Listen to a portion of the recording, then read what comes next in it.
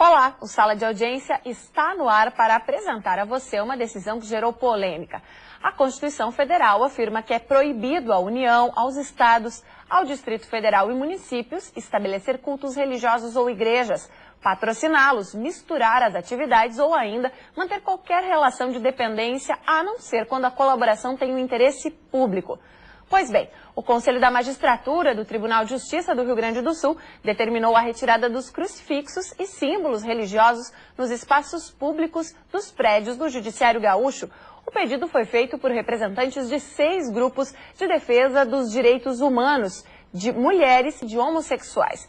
Mas nem todos gostaram da decisão. No programa de hoje você vai conhecer os argumentos a favor e contra a retirada, entender os elementos que motivaram essa determinação judicial e muito mais. Quem está com a gente é o juiz de direito do Rio Grande do Sul, Roberto Arriada Lorea, doutor em antropologia social e integrante da rede ibero-americana pelas liberdades laicas.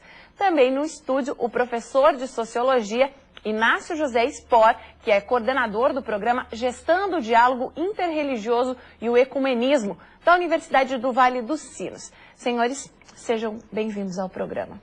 Bom, a gente, antes de começar o bate-papo aqui no estúdio, vai conferir quais as justificativas para essa decisão, nas palavras do relator do voto, desembargador Cláudio Baldino Maciel.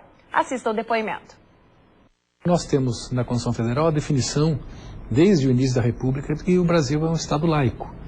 Laico no sentido de que não pode perturbar o exercício da religiosidade de quem quer que seja, mas também não pode ser influído pela religião.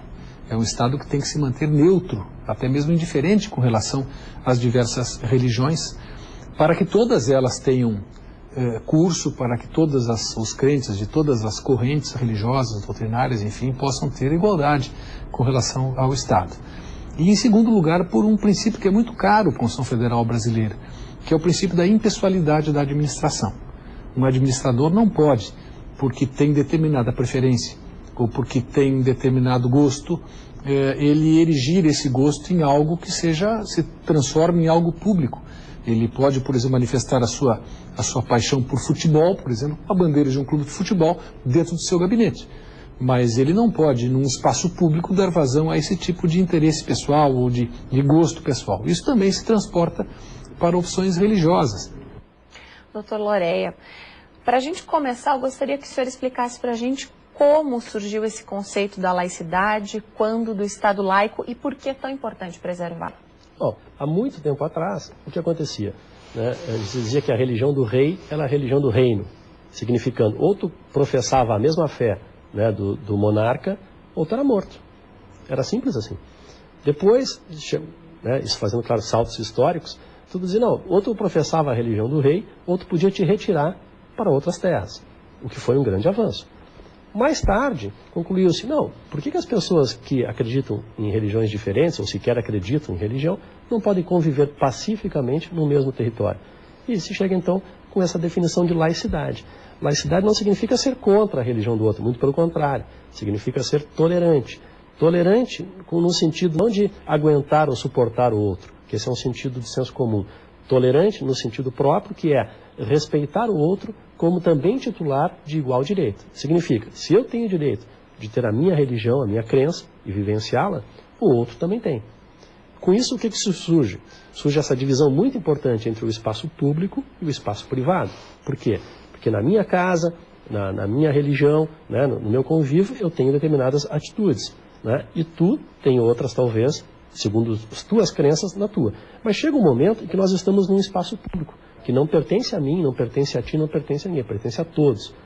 Justamente, por exemplo, é o espaço do Tribunal de Justiça, é o espaço da escola pública. São esses espaços, então, em que se promove essa neutralidade, essa imparcialidade, sem atribuir preferência, sem manifestar preferência por esta ou por aquela religião, para que todos ali possam respeitar-se mutuamente e conviver pacificamente, sem que nenhum tente impor a sua religião ao outro. O Brasil passou de um Estado confessional, que tem uma religião professada, era católica, para um Estado laico.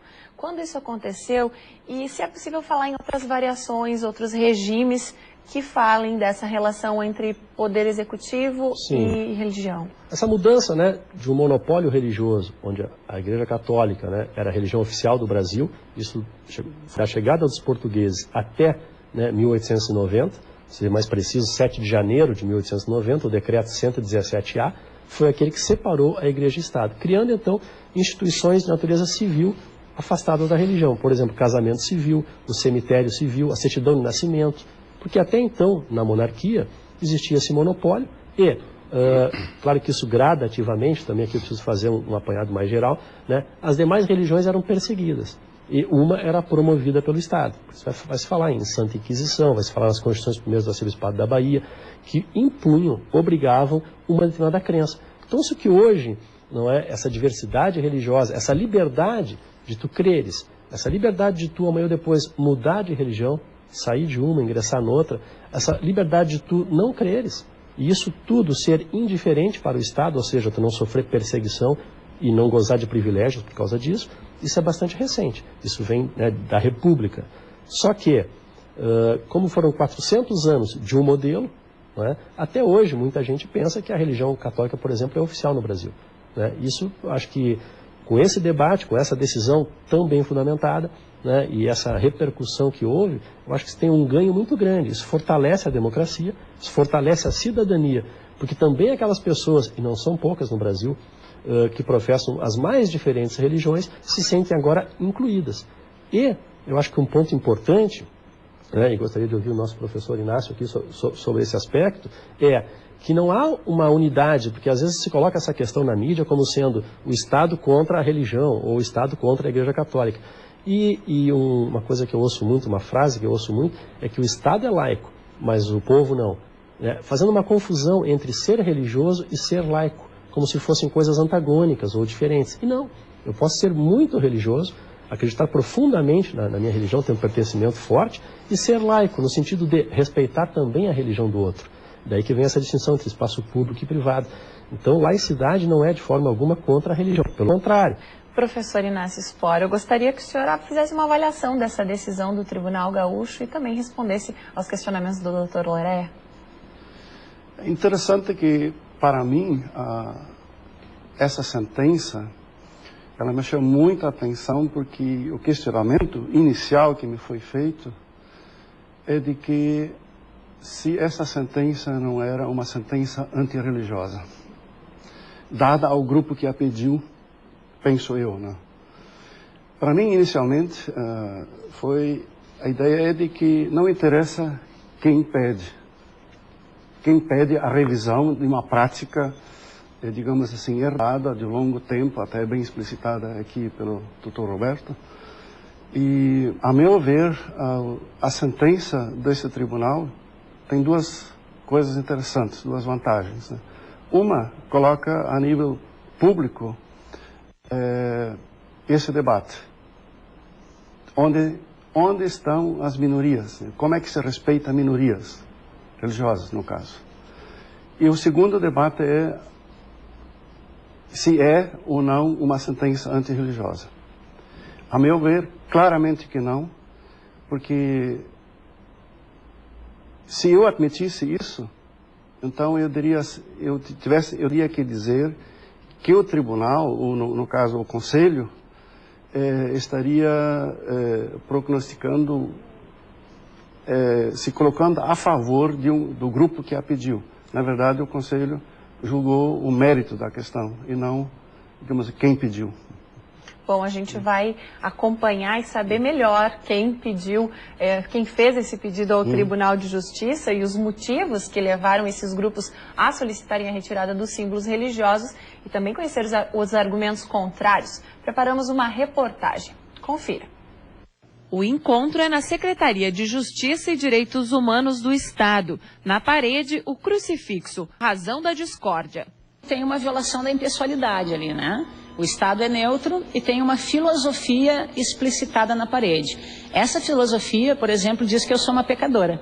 Então eu não tenho como me sentir à vontade diante de um crucifixo colocado à minha frente. O pedido para a retirada dos símbolos religiosos dos espaços públicos feito pela Liga Brasileira de Lésbicas e outras 5 entidades sociais em defesa dos direitos humanos de mulheres e homossexuais foi entregue para o Poder Legislativo de Porto Alegre e do Estado e também para o Judiciário e Executivo gaúcho. O movimento social esteve conosco, juntando a esse processo a decisão do Tribunal de Justiça, que deferiu o requerimento. Claro que essa sentença, portanto, nos auxilia, na medida em que certamente ela trará elementos importantes que deverão ser tomados em conta por nós. Apesar dos protestos de alguns cristãos, a Igreja Católica não fez nenhum pronunciamento oficial sobre o assunto.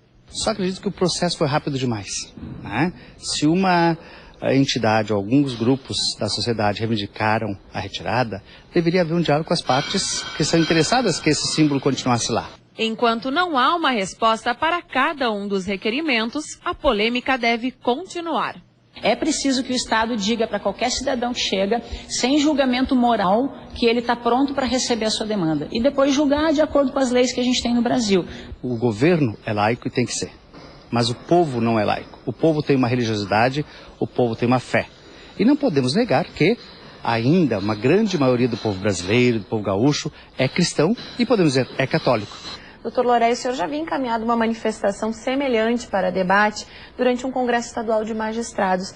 Em que consistia esse material e o que foi deliberado naquele momento? Quando eu fiz o mestrado em Antropologia Social na URGS, né, e aí eu fiz uma disciplina, que era Antropologia das Religiões. É um tema clássico de pesquisa na Antropologia Social. E ali então me despertou esse interesse acadêmico pelo tema, eu comecei a pesquisá-lo com mais profundidade. E lá por 2005, se não me falha a memória, havia um congresso estadual de magistrados e eu então quis suscitar justamente esse debate.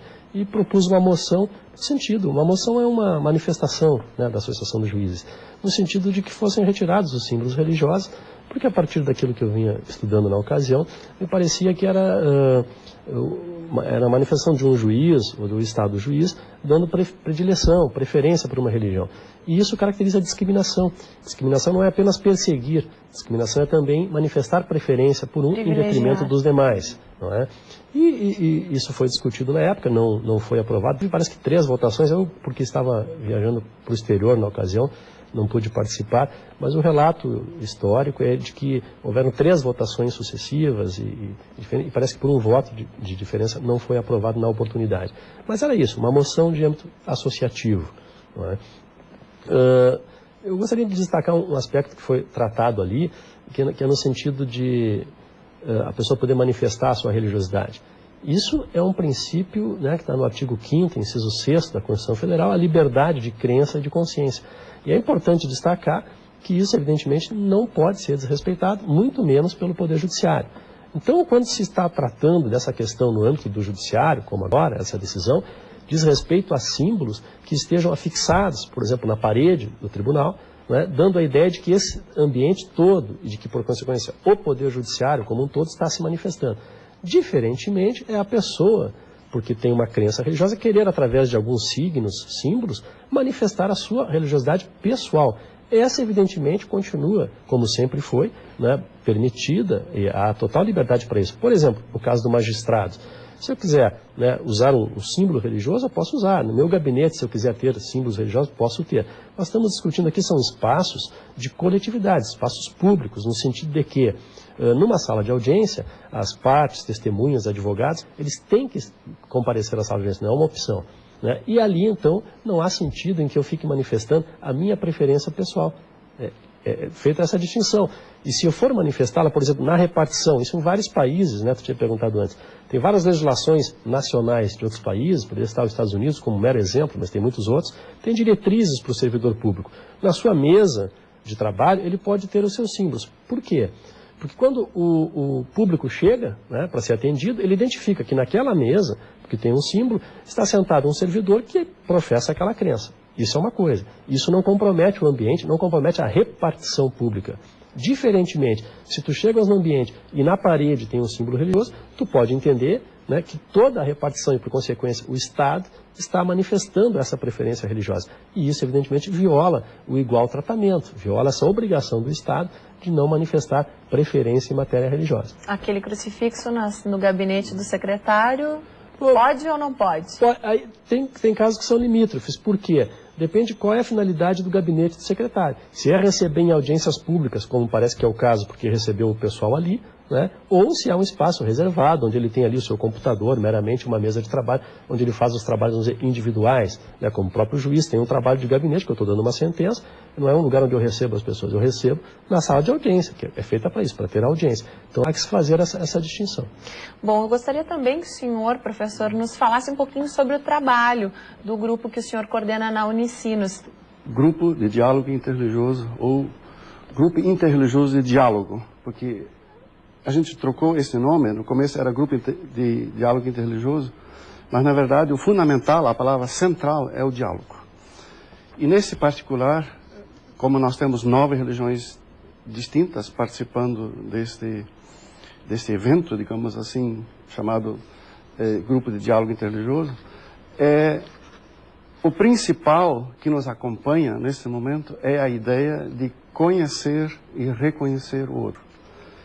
E por isso que a palavra diálogo, ela só pode acontecer entre iguais. Não interessa o número. Por exemplo, a Igreja Católica, numericamente, é muito superior, a qual eu represento. A Umbanda é um número bastante menor. A Igreja Luterana é bastante pequeno o número de praticantes. Mas se eu quero dialogar, eu tenho que ser igual. Não posso usar, digamos assim, aquilo que seria as condições da maioria. No caso ali da sentença, por exemplo, para nós, internamente do grupo, é muito importante de que as minorias sejam respeitadas e que a maioria não se sobreponha às minorias. Eu ia lhe perguntar justamente isso. Como é que o grupo encarou essa sentença, avaliou essa sentença? Como uma abertura maior a todas as religiões? Sem dúvida. Agora eu vou te dizer mais. As religiões, que são de pequeno número, em geral, não opinam muito sobre isso, porque elas se sentem um pouquinho constrangidas. Oprimidas. Oprimidas. Eu diria assim, nesse momento, constrangidas, porque o debate está entre o judiciário e a Igreja Católica. Então, por exemplo, eles não querem intervir muito, porque seria como que negar o diálogo e falar contra a atitude de uma das igrejas, da qual o próprio grupo faz. As outras igrejas fazem parte desse grupo. Quando a gente diz assim agora de que os crucifixos é um problema dos católicos, as outras religiões, embora reconheçam o símbolo, o estimem e até o usem também, mas para eles significa uma oportunidade de dialogar, de estar igual com as outras religiões. E, portanto, acho que é um exercício de respeito às minorias. O senhor acredita, então, que isso significa respeito às diferentes manifestações e não uma restrição à religiosidade? Em absoluto é uma restrição. Por exemplo, eu não consigo ver nessa decisão do Conselho de Justiça, né, uma atitude antirreligiosa. Ao contrário, eu acho que é a favor do diálogo. Bom, a gente foi conferir a opinião das pessoas nas ruas. Perguntamos o que elas pensavam sobre a retirada dos crucifixos e símbolos religiosos dos espaços públicos do Judiciário Gaúcho. Se eram a favor ou contra. Confira as respostas. Sou absolutamente contra, porque um crucifixo não vai interferir absolutamente na sentença do juiz. Sou a favor, a gente vive num estado laico, então não tem realmente por que ter um crucifixo ali que denota uma religião. Deveria permanecer, cada um tem a sua fé, independente de qual religião seguir, e se aquilo representa algo para alguém, eu acho que tem que ficar assim. Deus tem que ser adorado em espírito e em verdade. Não tem crucifixo, não tem imagem, não tem nada. Eu acho que é uma perda de tempo. Eu acho que se alguém botou ali, deixa ali. Acho que símbolos significam para quem quer ver o símbolo e ter uma segurança. Eu acho certo, né? Porque cada um tem a sua religião e é direito de todo mundo, assim. E ter um crucifixo é muito pessoal. Eu sou contra. Por quê? Porque eu deixo o crucifixo ali, né? Fazer o quê? Não tá fazendo mal para ninguém. Eu sou contra a retirada dos crucifixos, né? Porque daqui um pouco vão retirar o Cristo Redentor, também lá do Rio de Janeiro, né? Eu acho que tem toda uma questão subjetiva da pessoa. Então retira da parede e aí na mesa, então, do servidor ele pode ter. Eu acho que não deveria ter nenhum tipo de manifestação religiosa dentro desses órgãos, até porque nós somos um estado laico, né? Independente de cada religião, o crucifixo não vai mudar nada se a pessoa é inocente ou não. Eu acho que tem que ter um símbolo, né? Acho que não deveriam se preocupar com esse tipo de coisa. Acho que tem coisas muito mais sérias que deveriam ser retiradas, não um símbolo desse. A Igreja Católica não tem privilégios, então o crucifixo foi acertadamente retirado do local, porque ali é um espaço jurisdicional, não está vinculado a Deus especificamente, embora a Constituição diga em nome de Deus, né? Mas se faz tudo em nome da lei, não em nome de Deus, né? São opiniões bastante diversificadas, algumas perguntas a gente já respondeu ao longo do programa, mas gostaria de saber se os senhores querem comentar alguma opinião dessas, porque eu vi que enquanto a gente assistia ficavam inquietos aqui nas cadeiras. Se me permite, eu acho que o professor Inácio já tinha colocado, destacando como um ponto muito importante dessa decisão do Conselho da Magistratura, o fato de ampliar o debate. E eu acho que chama a atenção na manifestação, né, dessas pessoas que estão na rua, como estão se apropriando desse debate. Não parece ninguém sem saber, porque às vezes a gente vê aquelas reportagens, a pessoa não sabe o que estão falando, não, parece que o debate ganha as ruas, né? Eu acho isso muito importante. Só acho também que seria importante, né, que as pessoas acessassem a decisão. Ela, por exemplo, né, entre outros lugares, num site chamado Judiciário e Sociedade, ali tem a íntegra da decisão. E aí, conhecendo os fundamentos da decisão, claro que o debate fica muito mais enriquecido, fica muito melhor, né, o nível de argumentação. Né? Os dois aspectos só para destacar. Um é com relação ao Cristo Redentor. Nós estamos falando do prédio do Tribunal de Justiça, né, os prédios do Judiciário Gaúcho. E a pessoa traz um outro elemento, que evidentemente não está contemplado, não é disso que se trata. Como bem colocou também o professor Inácio.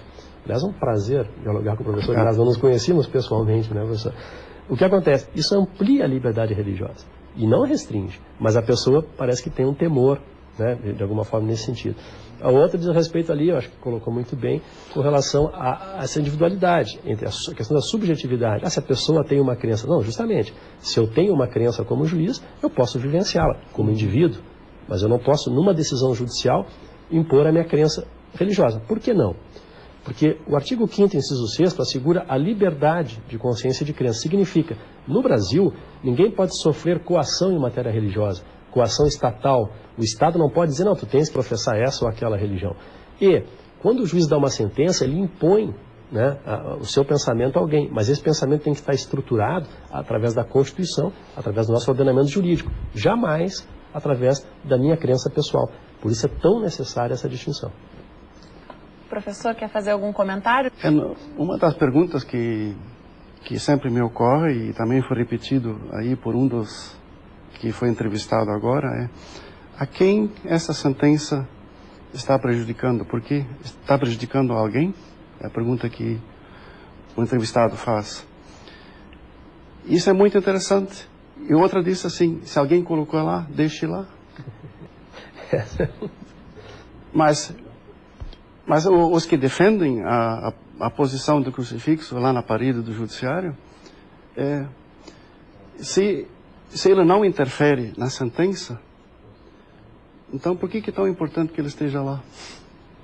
São questionamentos que a mim também me surgem assim. Eu penso de que o Estado, ele não... Aqui o judiciário é o Estado, não é o governo. Ele tem que manter aquilo que ele está tentando fazer, proteger todas as formas religiosas que temos em nosso país. E o nosso país está se tornando um Estado multirreligioso. Ele é um Estado que todas as religiões agora estão, digamos assim, em diálogo com aquela religião que foi a maioria. É um diálogo tácito. Não é que existe um diálogo interreligioso a nível amplo. Existem tentativas de pequenos grupos, como é o caso daquele que eu coordeno. Então, eu penso de que a sentença deslanchou um processo de diálogo interreligioso. E isso, para mim, é fundamental. Diálogo. é possível pensar em prejuízos na relação entre Estado e religião nas suas mais diversas funções? Com certeza, basta que lamentavelmente nosso ensino jurídico é muito pobre no que diz respeito a essa interface direito e religião. Mas se nós pegarmos, eu sempre cito isso, né, as Constituições Primeiras do Arcebispado da Bahia, de 1707, que impunham o ensino da doutrina católica em todos os níveis, para todas as pessoas, né, e perseguiam as demais. Ora, o prejuízo é evidente. Por isso que as pessoas, às vezes, na rua estão falando, porque já naturalizaram essa liberdade religiosa que hoje, né, em alguma medida, existe, embora, por exemplo, algumas correções sejam necessárias, como essa da retirada dos símbolos, mas nós temos muita liberdade religiosa, se compararmos com o tempo do Império, né, onde havia essas perseguições. Então, evidentemente que onde há e a gente tem aí exemplos hoje, alguns países islâmicos, não todos, alguns países islâmicos, usam a distinção entre a lei civil e a lei religiosa. Então, todos, independentemente de sua crença, estão, né, sujeitos a uma determinada lei religiosa. Evidentemente que a separação, eu diria assim, é um marco da modernidade, onde, como eu havia explicado no início, né, nós podemos conviver com a diversidade, né, e essa diversidade traduz uma riqueza. Por quê? Isso é muito importante. Agora, a Secretaria Nacional de Direitos Humanos criou o Comitê da Diversidade Religiosa. O que significa? Quando tu observa a diversidade, isso serve como um indicador de democracia. Porque só existe diversidade onde existe liberdade para pensar diferente, né? E isso é um indicador de democracia. Quando tu vê que não existe essa diversidade, é por quê? Porque algo está sendo imposto a todos. Então, evidentemente que eu sou um defensor das liberdades, né, e acredito que essa decisão, assim como o professor Inácio, ela venha contribuir para fortalecer a cidadania. Bem, agradeço a presença dos senhores aqui no Sala de Audiência por essa oportunidade de diálogo interreligioso, interinstitucional, digamos assim, e convido a participar sempre do Sala de Audiência. Fiquem à vontade. Ok, obrigado. Bom, essa decisão do Tribunal de Justiça ainda pode sofrer alguma modificação, mas vamos aguardar aí os próximos capítulos. Serviu para você entender um pouquinho mais sobre esse assunto. E se quiser participar do Sala de Audiência, escreva ou ligue. O telefone é o 3284-9107, DDD 51. E o e-mail, saladeaudiência@juris.org.br. Obrigada pela companhia, até a próxima semana.